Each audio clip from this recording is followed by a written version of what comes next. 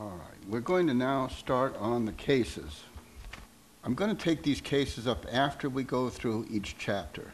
And the reason I'm going to do that is there's a lot of stuff in the case that you don't understand at first unless you've read the chapter, or most of you won't. Some of you will know this stuff ahead of time, but some of you don't. And you need the material in the chapter in order to understand the case better. So I've learned it's better if we take the cases up after we go through the chapter.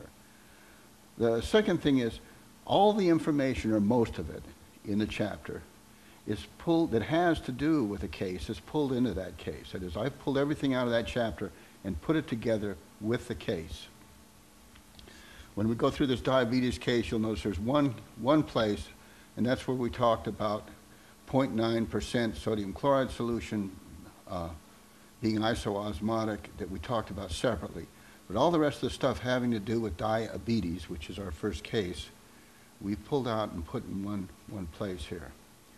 Another thing about the cases we're going to go through is,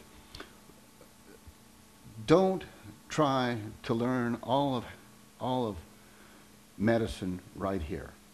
Don't sit down and make this case your life's work. All you have to do as a student in this class, now sure, as you go on through life you want to learn this case real well because it's diabetes and everybody has to know about that, but for the sake of this course, don't sit down and try to learn everything about diabetes. Learn enough to answer the objectives. And then if you have time, sure, by all means, learn some more things that are of interest to you. But don't try to become an expert on this case because you don't have time for it. Time is limited in this class, as you'll soon learn. It's hard enough just to keep on schedule, let alone doing independent research into these cases. All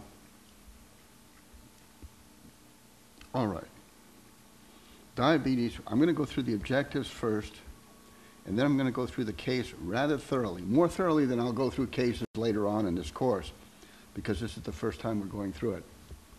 And I want to make sure that we ease our way into this instead of just throwing you into the fire. I'm going to read the objectives first. Define type 1 diabetes. Type 1, what I want you to define is type 1 diabetes as opposed to type 2. Later on, you'll learn there's moody, there's a lot of other types of diabetes around. But the two major types are type 1 and type 2. Until recently, we had to call them NIDDM and IDDM. Type 1 was insulin-dependent diabetes mellitus, and type 2 was non-insulin dependent diabetes mellitus. And really there was the police would come and get you if you said type 1 and type 2 10 years ago. Now we're going back to type 1 and type 2, and that's the way things go. Just as soon as you learn one system, they change it back to the way it used to be. We're going to define a type 1 diabetes. Okay, this person, a type 1 diabetic, has a complete lack of insulin due to the fact that their immune system has attacked the beta cells of their pancreas and destroyed them. They make no insulin. It's a very simple thing. These people have no insulin. And without insulin, you're going to find out as you go through this course over and over again that blood glucose in a normal person controls insulin, and insulin controls to a large extent the amount of glucagon. And we're going to start out in this chapter realizing, because they mention here first, that as insulin goes up, glucagon goes down, and as glucagon goes up,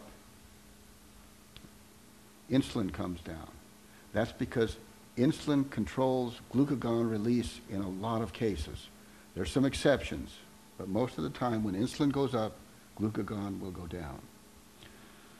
What happens to her blood glucose and ketone body levels, and that's concentrations? Well, in a type 1 diabetic, her blood sugar goes through the roof. With the case that we're going to have here, she said 600 milligrams per deciliter. A normal person never gets over 140. Even after they eat a meal, they don't go over 140.